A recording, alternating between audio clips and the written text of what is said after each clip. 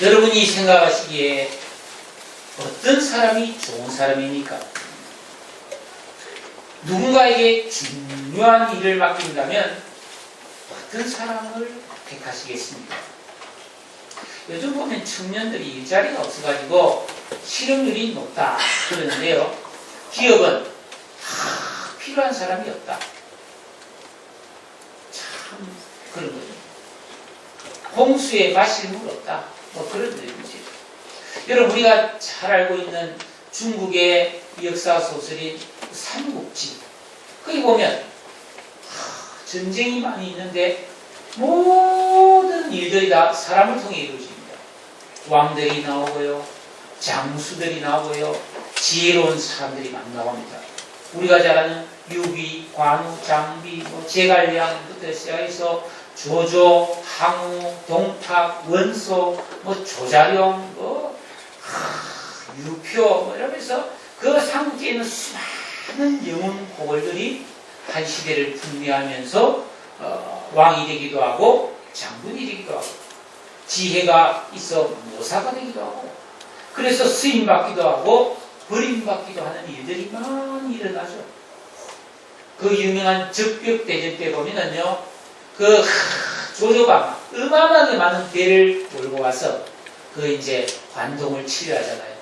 그때 조조의 수군장수의 채모라는 사람이 있는데 이 사람은 배를 몰고 막 싸우는데 이순신 장군처럼 뛰어난 사람. 저 사람이 있으면 또 어디 못 이긴다. 그래서 제갈량이 이간계를 써가지고 조조가 저 채모가 저 배신자인데 간첩질한다고 가짜 편지를 보내가지고 조조가 다 죽임으로써 그 조조가 패하지 않습니까? 패해요. 여러분 인류 역사에 보면 수많은 지혜자, 실력자, 인물들이 등장해서 한 시대를 책임지는 그런 쓰임을 받습니다. 우리가 최근 역사에도 보면은 김영삼 대통령, 김대중 대통령 때, 이명박 대통령 때, 노무현 대통령 때, 박근혜 대통령 때, 장관이 되었다가, 청와대에 실세 권력자가 되었다가, 쫓겨난 사람도 있고, 감옥에 간 사람도 있고, 그렇잖아요.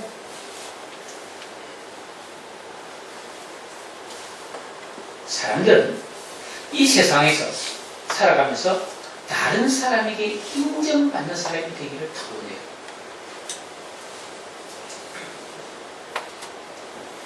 그런데 이 세상은 어떤 사람을 인정하는가?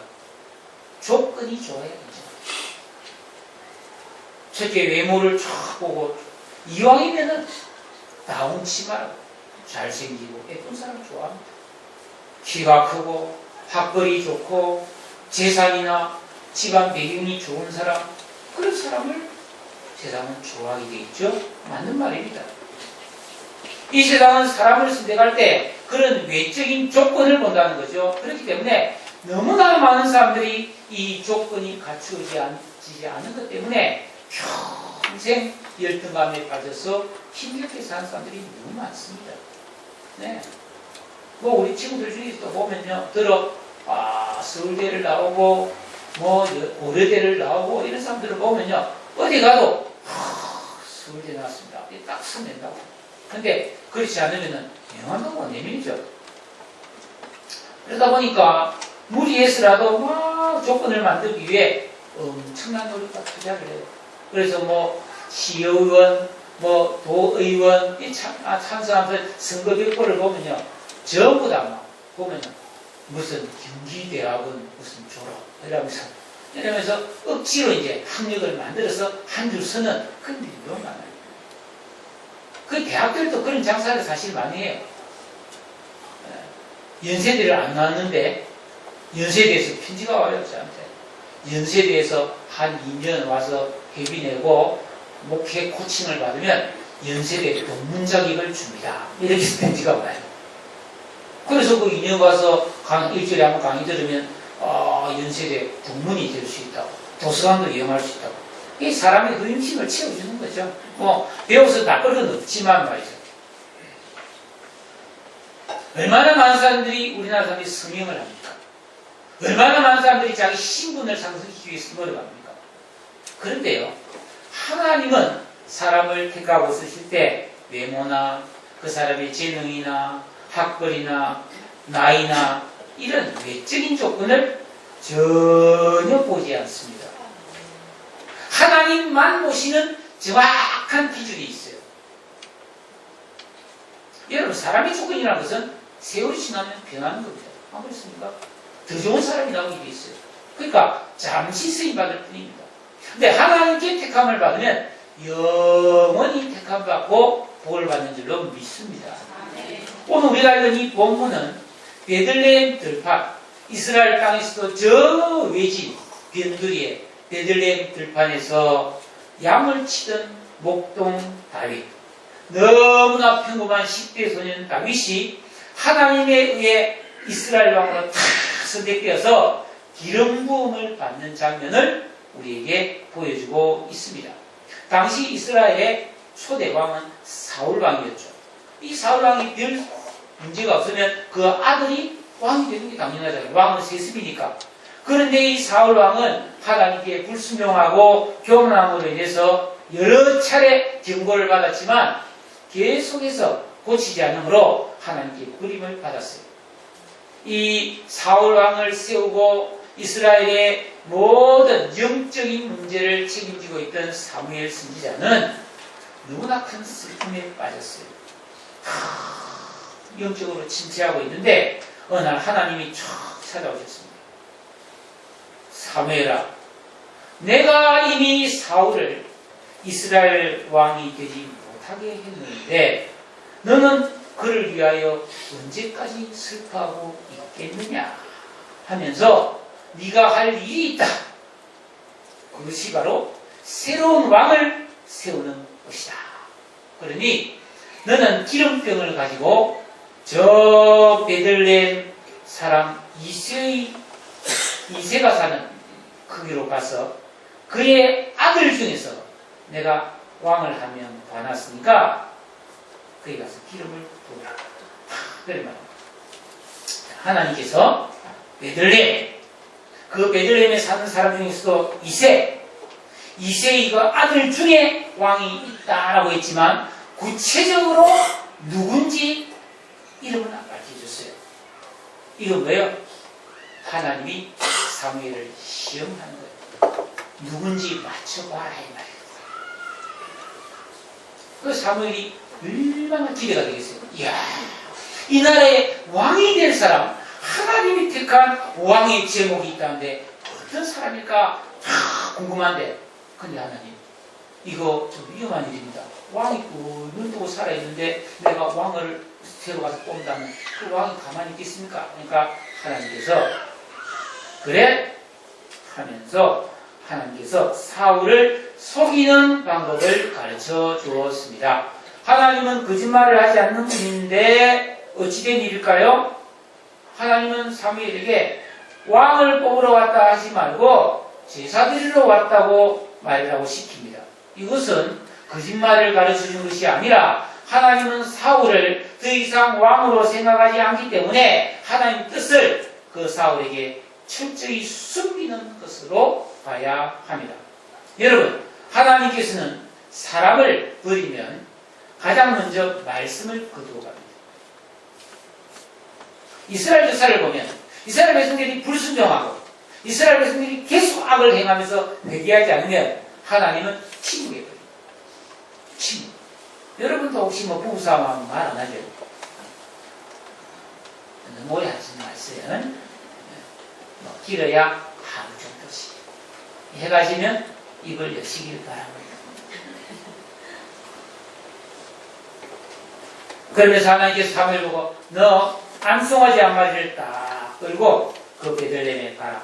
이 제사장이 송아지를 끌고 가면 당연히 제사 드리러 온 줄 알 것이니 그 정보원들이 사울왕에게 보고할 것이다.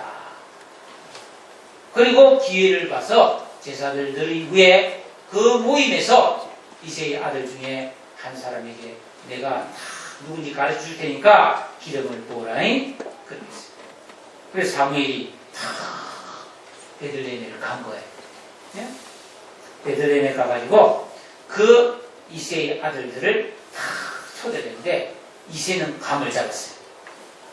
사무엘 선지자가 이스라엘 전체를 영적 책임을 진 선지자요 제사장인 사무엘이 자기 아들들을 더 초대해요. 뭔가 심상치 않잖아요. 그래서 이새는 그 잔치자리에 8명의 아들 중에서 막내 다윗을 딱 제껴놓고 7 아들만 다 제사에 데려갑니다. 왜 그랬을까요? 그때 다윗의 나이는 13세 정도로 봅니다. 그럼 초등학교 아니면 관 정도 되겠죠?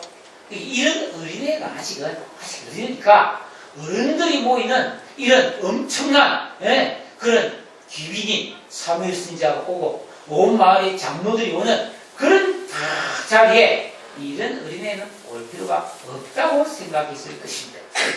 인간의 생각입니다. 여러분, 부모의 생각이, 부모가 생각하는 자식에 대한 생각이 틀릴 수 있습니다. 저 자부심이 있는 분들 잘 들으세요. 을라 아직 어리다고 해서 야, 내 예배 못 드리니까 니는 가져나 먹어라.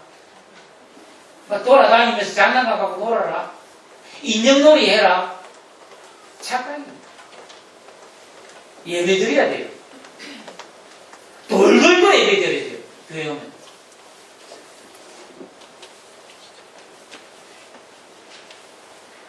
영혼입니다. 영혼.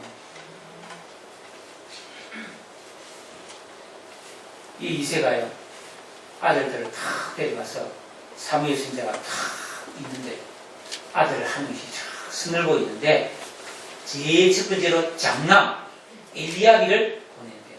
아버지는 장남을 너무 자랑스러워요. 왜? 너무 잘난 아들이었어요. 오늘 성경에 다 보니까요, 엘리야비 다 지나가는데 사무엘이 이야 참 잘생겼다. 역시 하나님은 사람 볼 줄 아시네. 과연 왕이 될 만한 사람이다. 왜냐?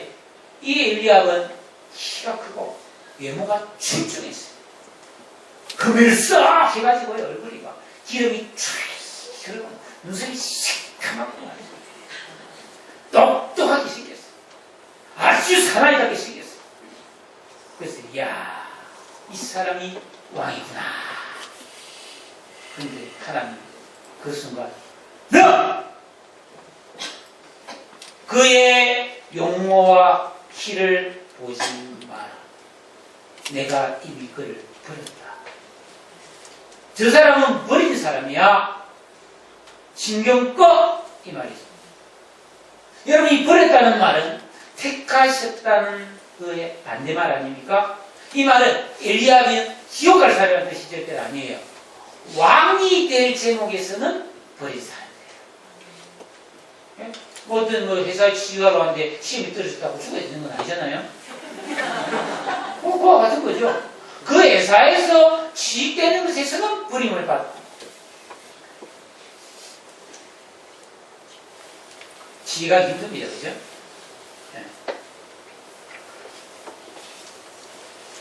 그러면서 하나님 말씀하시기를 사람은 외모를 보지만은 나 여호와는 중심을 보느니라. 여러분, 근데 인간은 얼마나 우둔한가? 여러분, 이 사무엘이라는 사람은 저 때부터 성전에 와서 살았고요. 이미 어린 초등학교도 들어가지 않을 나이에 하나님의 음성을 들었던 사람이에요. 이렇게 영이 깊고 대단한 사무엘도 외모에 홀라당당을 당했다. 그러니까 사람은 너나 알 것 없이 외모에 속기 쉽다. 그래서 사기꾼들이 멋있잖아요. 잘생기고 막 제비같이 짜이고 또 꽃배 너무 예쁘면 이러면서 속잖아요. 우리나라 사람 특히도 그래요. 옛날에 칼 폭파하면 김연희가 막 잡혀서 오는데 너무 예쁘니까 그래서 막 그 여자하고 결혼하려고 막 가면 찾아간 사람이 실제로 결혼했어요. 예쁘면 비행기 폭파하고도 용서가 되나 봐. 인간은 외모에 약하다 이 말이에요. 네? 여러분, 지금 사울 왕도 있잖아요. 왕년에 처음 사울이 왕될 때 준수한 소년이라 이스라엘 자손 중에 그보다 더 준수한 자가 없고 키가 보통 백성들보다 어깨 하나 위에 더 컸다고 그렇게 말했어요. 그런 사울이 하나님을 이렇게 실망시키고 사무엘 선지자에게 큰 고통을 줬는데도 여전히 외모에 속는 거예요. 딱 이새가 보는 데서 사무엘이 그러니까 둘째 아비다답을 딱 셋째 산마를 지나가요. 넷째 다섯째 여섯째 아이고 어지러워라. 오늘 예수님 보십시오. 8절에 택하지 아니하셨느니라. 9절에 여호와께서 택하지 아니하셨느니라. 10절에 여호와께서 택하지 아니하셨느니라. 하나님이 다 안 지켰다고요. 다 버렸어요. 다 버려. 그러면 하나님은 누구를 택하셨는가? 여러분, 하나님은 이 이새의 일곱 아들을 다 버렸습니다. 왜냐하면 하나님은 중심을 보는데 그 조건에 미치지 못했답니다. 여러분, 중심이란 말은 히브리어 나브란 말인데 마음, 내면 세계, 정신 상태를 말하는 거예요. 어떤 중심, 어떤 내면 세계인가? 구체적으로 보면 하나님을 왕으로 모시고 사는 중심인가? 그 마음에 순종과 회개와 기도의 삶을 사는 경건한 마음이 되어 있는가? 청결한 양심의 바탕 위에서 겸손하고 진실하고 정직한 중심을 가졌는가? 한번 이걸 보시는 거예요. 여러분, 이런 중심이 만들어지지가 않죠.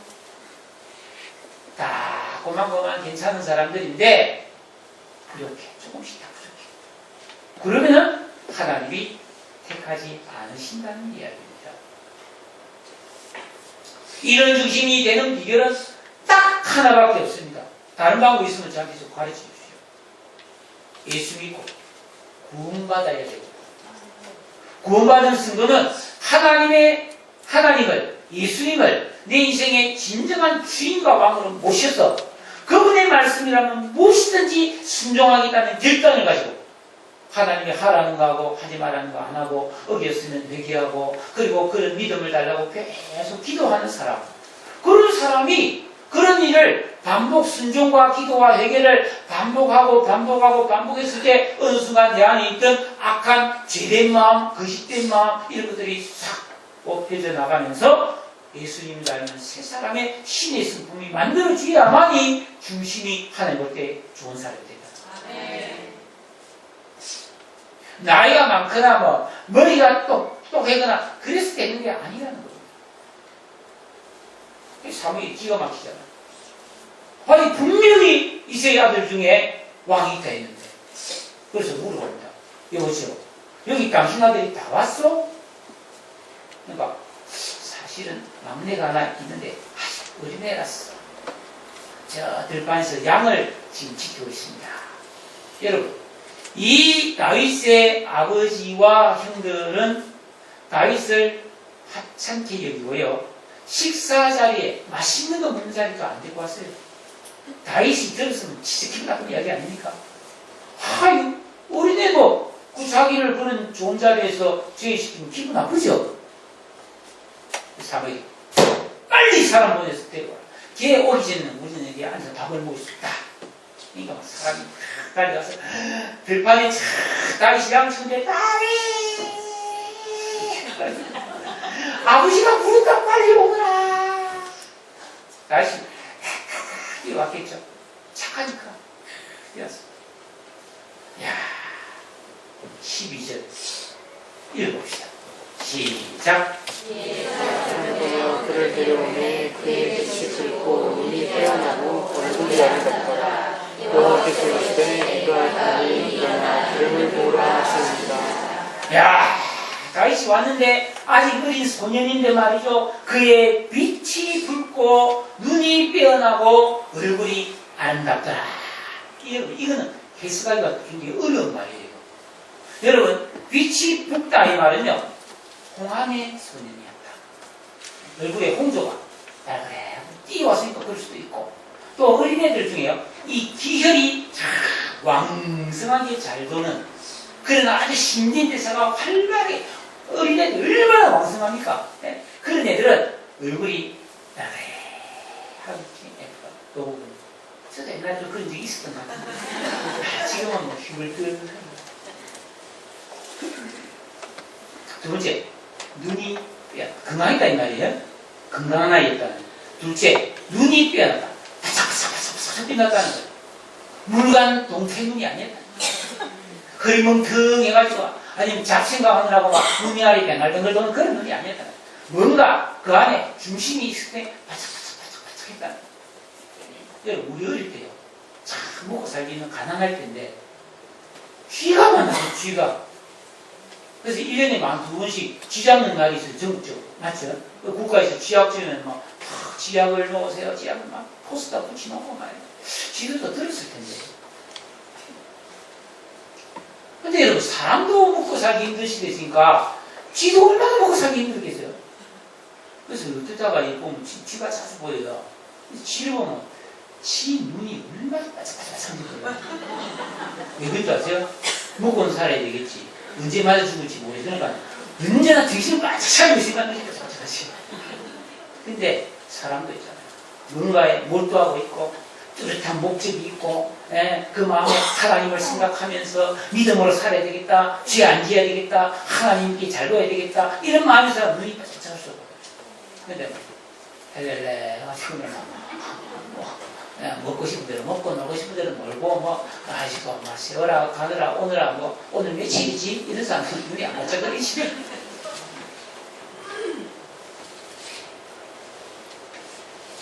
총기가 있었다. 여러분, 우리 안에 세 사람의 양심과 이성과 인격과 감성이 만들어졌어요. 하나님의 음성을 매 순간 들을 수 있고 순종할 수 있는 사람. 그래서 눈이 반짝반짝할 수가 없어요. 그걸 잘 보세요. 내 눈이 반짝하고 있는가? 아니면 빛을 잃었는가? 그 다음에 얼굴이 아름다웠다. 이 무수하잖아요. 근데 아름다웠단 말이 좀 이상하잖아요. 근데 여러분, 이게 아름다웠단 말이 굉장히 깊은 의미가 있어요. 여러분, 사람이 예쁘다, 잘났다 이거 보면요, 이목구비, 눈, 코, 귀, 입이 탁 오밀조밀하게 균형과 이 거리, 미간과 이 거리, 입하고 코하고 이 거리가 너무 멀면 이상하지 않아요? 눈도 이 중간에 이 거리가 비슷해야지 이래 붙으면 이상하잖아요. 안 그래요, 그죠? 턱이 또 있고, 뭐, 이마도 있고, 이 볼이 있고, 이 모든 균형이 맞아야 예쁘게 보일 거 아니에요. 그 비율을 계산한 사람이 있어요. 미인의 조건이면 여기 얼굴에 몇 분에 몇 cm 연구한 사람들도 있어요. 성형외과 의사들은 그거 잘 알 거예요. 그런데 그런 거와 전혀 상관없이 아름다운 얼굴이 있다. 근데 반대로 너무너무 예쁘고 잘생겼는데 밥맛인 사람도 있어요. 밥맛 없는 사람도 있어요. 왜냐하면 꽃 중에서도요, 노란 꽃은 너무 예쁘잖아요. 근데 향이 없어요. 그래서 뭐 선덕여왕인가 그러잖아요. 그림 그리는데 노란 꽃을 쫙 그려도 나비가 없어. 그걸 보고 이 꽃은 향기가 없는 꽃이다. 다 그리고 알았어요. 여러분, 향기가 없으면 불가능하지 않다라고 그러죠. 여러분, 우리가 그리스도인으로서 예수 믿은 다음에 하나님을 내 인생의 진정한 주인과 왕으로 모신 다음에 말씀대로 순종해서 다 살고 기도하는 사람은요, 아름다운 사람이 되는 걸 믿으시기를 바랍니다. 비록 키가 작을 수도 있고 외모가 별로여도요, 그렇지 않은 잘난 사람이 도저히 따라올 수 없는 아름다운 품격이라는 있습니다. 저는 그런 사람 몇 명 알고 있어요. 진짜 너무 멋있어요. 네? 이거는 성형이나 그런 뭐 미용으로는 절대로 만들어질 수 없는 아름다움이에요. 우리 그리스도인들이 나이가 들으면 당연히 예수를 잘 믿어도 흰머리가 나고 얼굴에 이마에 주름살이 자글자글 생기겠죠? 그래도 뭐 괜찮아요. 평범한 옷을 입고 수수하게 살아도 얼마든지 아름다움을 이 세상 마칠 날까지 유지할 수 있음을 믿으시기 바랍니다. 마태복음 6장 29절에 보니까 어느 날 예수님께서 제자들과 함께 들판을 가다가 거기에 아름다운 들꽃이 쫙 피어있는 거예요.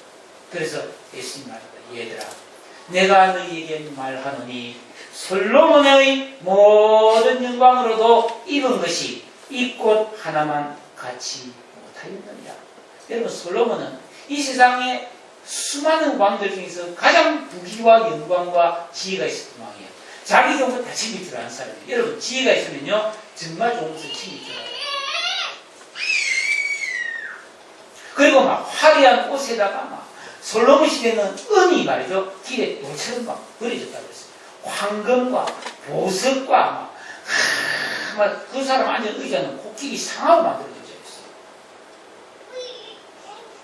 그런데 그런 인공적인 아름다움이 하나님이 창조하신 들꽃 한 송이의 자연미와 비교가 안 된다 이 말이죠. 아는 사람은 이해되실 겁니다. 세 사람의 이성과 직업과 인격과 감성이 만들어진 중심이 바르게 된 사람의 아름다움이 그러하다 이 말이죠. 이는 구원받은 그리스도인, 예수 믿고 구원받은 그리스도인만이 도달할 수 있는 최고의 아름다움이에요.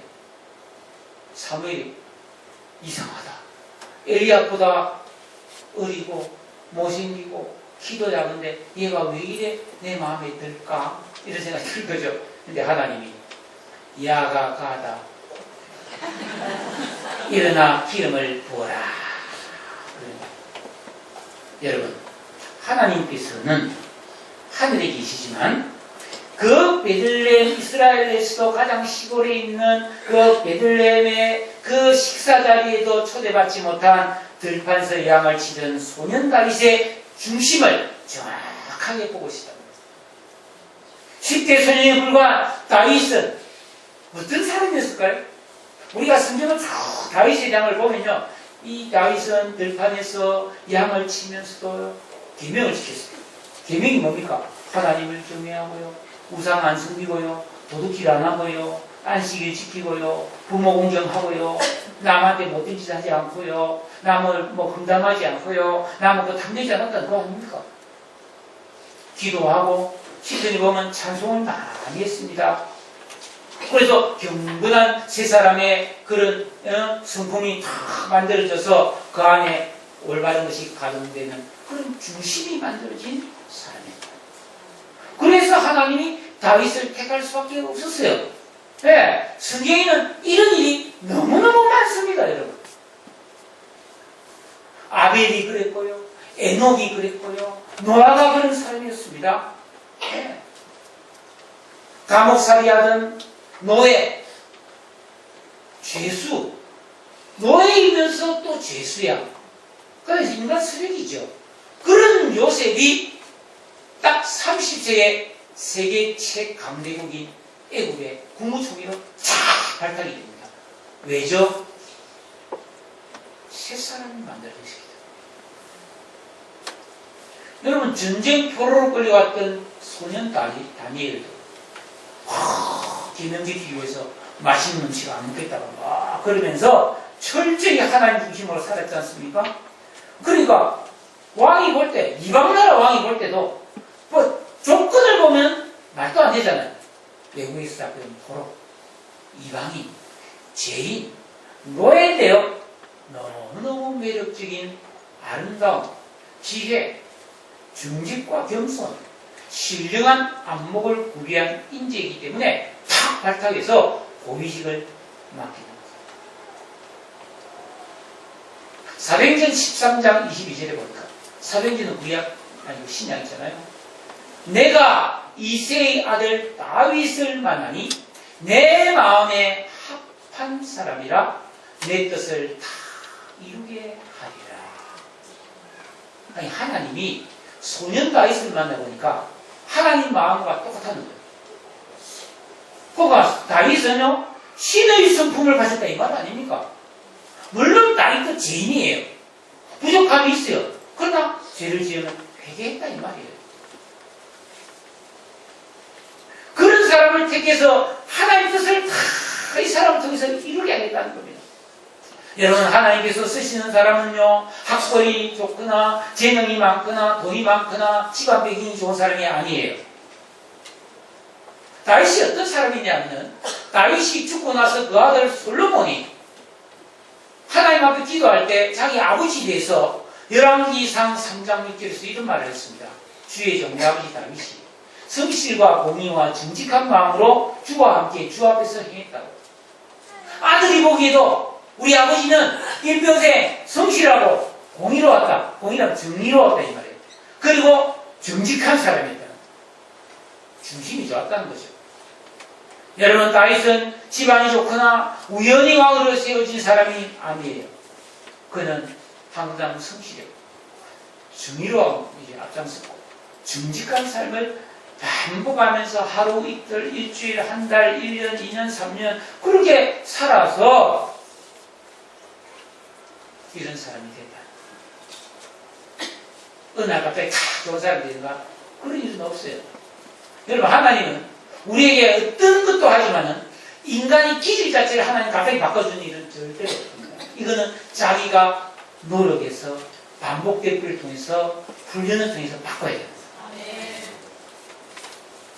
그 성질 못된 애가 있다. 예를 들어서 안 바뀝니다. 그래서 옛말에 3살적 버릇이 언제까지? 죽을까지 안 바뀝니다, 사람.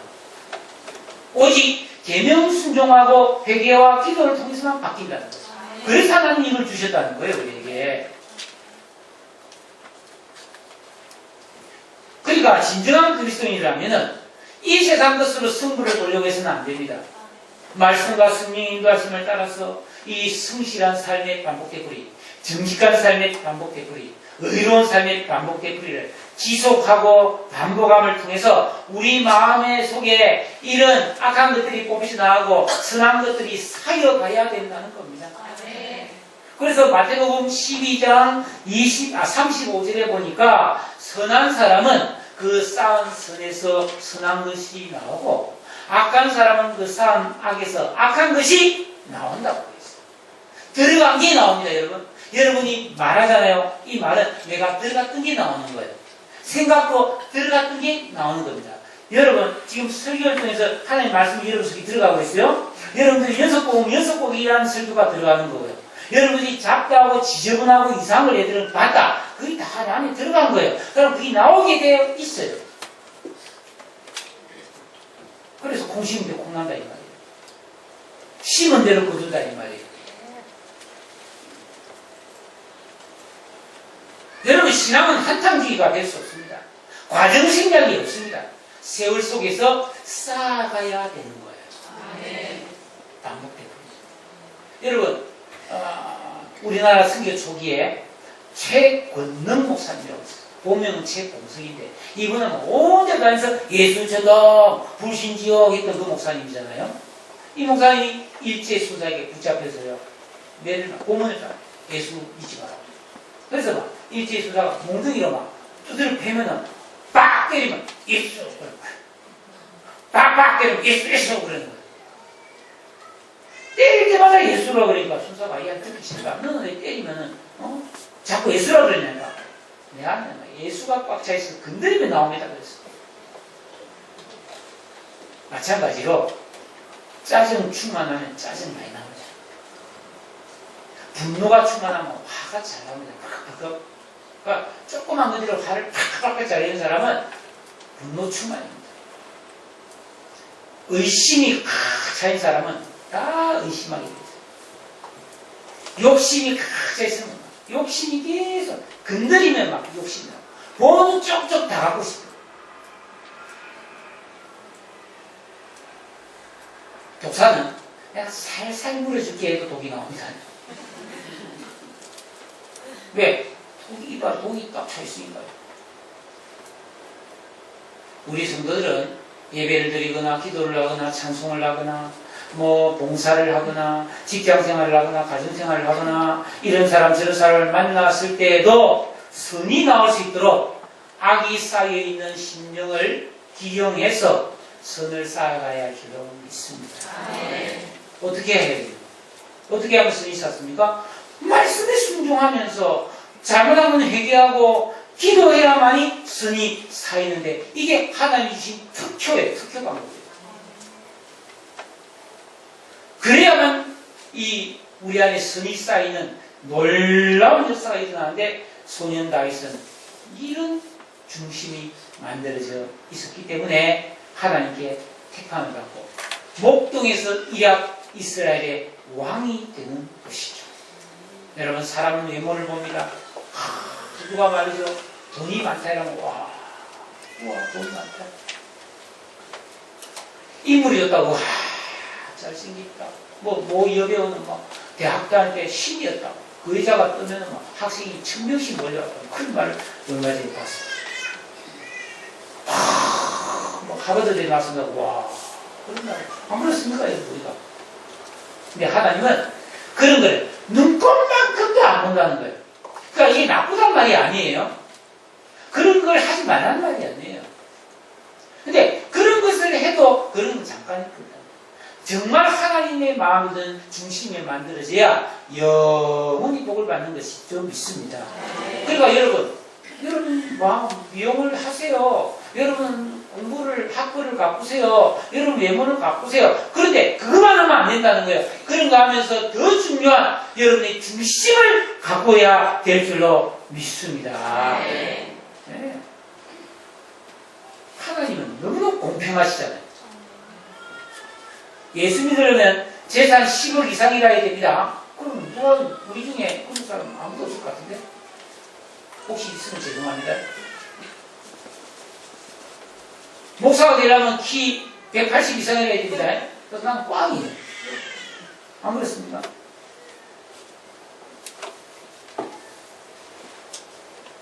학교에서 평균 성적, 최종학력 생활 성적 경험에서 돼가지고 평균 90점 이상만 되어올 수 있습니다. 그러면 몇 명이가 없겠어요.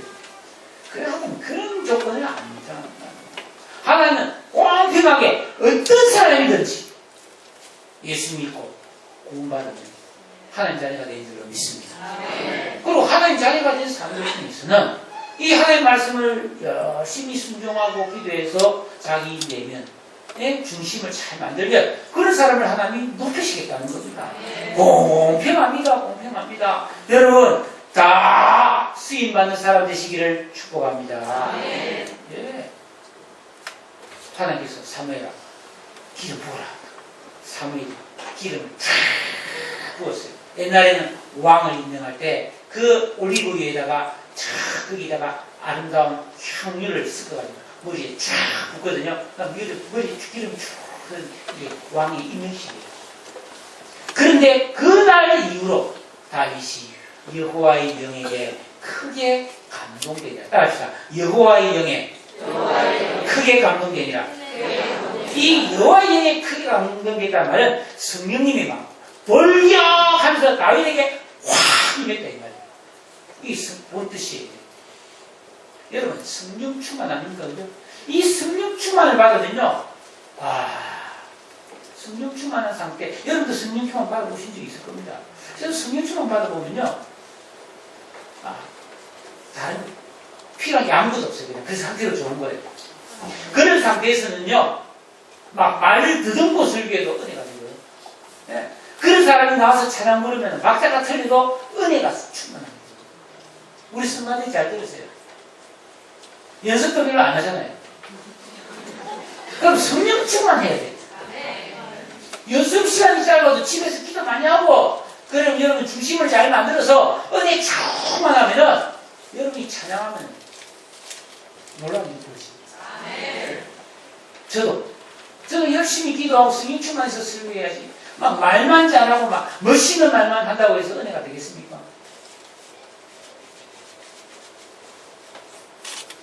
그런 성령 충만한 사람이라야 귀신도 두려워합니다. 그런 것이 사탄아 물러가라, 예수님으로 물러가라 이런다고 사탄이 겁을 낼까요? 아니죠. 사탄 다 아는데 사탄도 우리 중심을 보잖아요. 그러니까 스게와의 아들들이 귀신아 물러가라고 하니까 이 누구라도 확 갈려서 옷을 확 벗기고 그래요. 사도행전에 나오잖아요. 다윗은 이때부터 성령의 인도를 따라서 하나님께 순종하면서 하는 일마다 잘 되는 거예요. 이 뒤에 성경에 보면요, 사울이 막 미쳐가지고 막 정신을 막 이런 막 길길이 날 때 다윗이 가서 수금을 탁 하면 이 피나가고 앙이 피나가고 사울이 시원해져요. 다윗이 막 어느 날 형님들 군대 면회를 갔어요. 아버지 심부름으로. 그런데 우리가 잘 아는 골리앗이 키가 막 2m 80짜리가 나와가지고 막 하나님을 욕하면서 막 이스라엘의 뭐 XX들아 나와라 막 이러면서 말이야 이 겁쟁이들아 뭐 너희들이 그러고도 하나님 믿느냐 막 이러면서 막 모욕을 줍니다. 근데 워낙 골리앗이 어마어마한 키에다가 어마어마한 막 잠금을 들고 막 엄청난 길이에 창을 들고 막 똥들을 못 내는 거예요. 사람은 뭘 본다고요? 뭘 봐요? 외모를 보니까 겁나죠. 골리앗 보면 쫄죠. 근데 중심이 만드신 다윗이 우연히 형님 내려갔다가 그걸 봤어요. 뭐 저런 게 다 있나? 저 내가 당장 나서 쉬를 했어. 하고 나가려니까 형이 야 이놈 자식 쪼매나게 겁도 없이 어디 니는 어릴 때부터 교만했다 이러면서 막 화를 내요. 중심이 안 만들어진 사람은요, 다윗의 진심을 모르는 거죠. 실상은 모르는 거예요. 사울 왕도, 야, 니는 어리다. 니는 안 된다. 나가지 말아라. 왕이시여. 제가 들에서 우리 아버지 양을 칠 때, 사자나 곰이 가서 양을 물어가면, 내가 끝까지 따라가서 사자 수염을 잡고 죽이고, 그 사자 입에서 양을 빼내서 가져온 사람입니다. 하나님이 나를 사자와 곰의 이빨에서 끊어내는데 저 할례받지 못한 저 하나님을 모독하는 저 사람에게서 나를 끊이지 않겠습니까? 보내주세요. 그래 가라. 결과는 다 아시잖아요. 자 보세요. 세 사람의 이성과 시각과 감정이 만들어진 사람은 화를 내야 될 때 화를 내줄 알아요. 분노해야 될 때 분노해야 할 줄 알아요. 그런데 분노해야 되는데 그렇지 않은 사람은 끌고 앉아있는 왕까지. 여러분 우리가 이런 진리를 깨닫고 이런 사람을 내가 안 만들어가면요 땅에 치고 후회하겠죠. 왜? 화내야 될 때도 화 안 내고 화 안 내야 될 때 화내고 하지 말아야 될 일에 막 목숨을 걸고 그게 막 정말 중요한 것처럼 뛰어들고 진짜 해야 될 거 안 하고 그래서 그 인생이 끝이 어떻게 되겠습니까? 여러분 우리 예수 헛되게 믿으면 안 됩니다. 하나님의 뜻 안에서 하나님의 지시를 따라서 하나님의 인도를 따라서 정확하게 우리 인생을 살아야 세월을 허비하지 않고 내 인생을 올바르게 갖고 가게 될 줄로 믿습니다. 여러분 프랑스의 소설가 몽파상의 그 목걸이라는 소설 아시죠? 예? 그 주인공 마틸드라는 여주인공은 말이죠 너무나 예뻤어요. 참 예쁜 여인이었어요. 그런데 결혼을 가난한 공무원하고 결혼했어요. 그 당시에. 그러니까 우리 남편이 능력이 없어서 이 예쁜 미모를 가지고 내가 미칠 잃었다면서 맨날 불만하면서 내가 이렇게 예쁜데 여기다가 돈만 걸 걸쳐봐. 내가 이렇게 예쁜데 보석 목걸이 하나 끼워봐. 내가 얼마나 멋있겠냐고 하면서 불만을 했어. 어느 날 남편이 그 부인의 그 욕심을 채우기 위해서 장관 부부가 주최하는 파티 초석장을 줍니다. 그러니까 막 부모 하나 다 끌어가지고요 무도회에 입고 갈 옷을 드레스를 한번 탁 샀는데 목걸이가 없는 거야. 장신구가 없는 거야. 이 귀걸이하고 목걸이를 해야 되는데 그게 없어요. 그래가지고 고민하다가 잘 사는 친구한테 싹 빌려서 목걸이를 탁 빌리잖아요. 그래서 마음이 됐어. 그래서 탁 보면서 이렇게 하는 거지. 파티 쫙 들어가고 너무나 기분이 좋더라는데 목걸이가 없어요. 얼마나 기가 막히겠어. 그 자존심이 있어가지고 친구한테 말도 못하고 그래서 그걸 빚을 내가지고 똑같은 거 하나 사다 주고 그 빚을 갚기 위해서 10년 동안 죽을 고생을 합니다. 남편도 망가지고 자기도 망가지고. 그래서 10년 뒤에 폭삭 늙어가지고 어느 날 그 길을 걷고 있는데 옛날에 목걸이 빌려줬던 여자친구를 만났잖아요.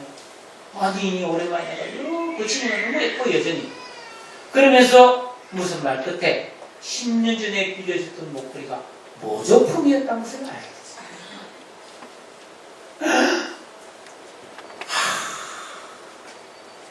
이 마틸다라는 여인의 문제가 뭡니까? 두 가지를 몰랐다는 겁니다. 첫째는 진정한 아름다움이 무엇인지 몰랐고, 둘째는 보석을 좋아할 줄 알았지 진품과 모조품을 구별할 줄 몰랐다는 거예요. 마찬가지입니다. 여러분, 진짜 인생과 가짜 인생 구별할 줄 압니까? 진짜 아름다움, 진짜 중요한 것과 더 중요한 거 아십니까? 이거 하나님 말씀을 통해 세 사람의 올바른 지각이 안 만들어지면 모릅니다. 어린애들도 딱지, 굿설, 로봇 하나에 목숨 겁니다. 그런 일이 실제 있는지 모르겠지만 가끔 이야기 들어보면 길목다니면서 할아버지들이 배건 놓고 뭘 하다가 막 살인사건 일어나고 요구르트에 막 독 타서 죽이려고 그러잖아요. 별거 아니잖아요, 그거. 분별력이 안 생기는 거예요. 일평생 속는 거예요. 오늘도 하나님은 우리 그리스도인의 중심을 보시고 하나님이 복줄 자에게 복주고 은혜 줄 자에게 은혜를 주시는 줄로 믿습니다. 중심 만드세요. 중심 만드세요. 누구한테 보여줄 필요도 없어요. 오직 하나님 앞에서 내가 순종과 기도와 회개의 삶을 통해 여러분의 중심을 갖고 가세요. 선을 쌓아가세요. 들어있는 악은 뽑아내세요. 그러면 예수님 그랬잖아요. 덤불을 켜서 덤불을 서랍 속에 넣어놓는다든지 책상 밑에 넣지 않고 높은 데 놓는다. 빛이라고. 그것처럼 그 만들어진 사람은 하나님이 반드시 높여서 쓰신다. 아무도 알아주지 않아도 가난해도 괜찮아요. 내 학벌이 별로 안 나도 괜찮아요. 네? 내가 키가 안 커도 괜찮아요. 중심을 만들면 가장 아름답고 가장 눈이 빼어나고 가장 멋진 상을 받는 사람이 됩니다. 예수 안에 이런 은혜가 있다. 오직 예수 붙들고 이 믿음의 길을 달려가는 우리 모든 성도님들 되시기를 주의 이름으로 축복합니다. 다 같이 기도하겠습니다. 오늘 이 말씀을 생각하면서 하나님 아버지 내 중심을 보옵소서. 주여 내가 중심을 만들기를 원합니다. 주여 내 죄를 용서해 주시고 내가 순종하며 기도하며 거룩하신 하나님 앞에 나아가기를 원합니다. 인도하여 주옵소서. 다 같이 기도하겠습니다. 사랑과 자비와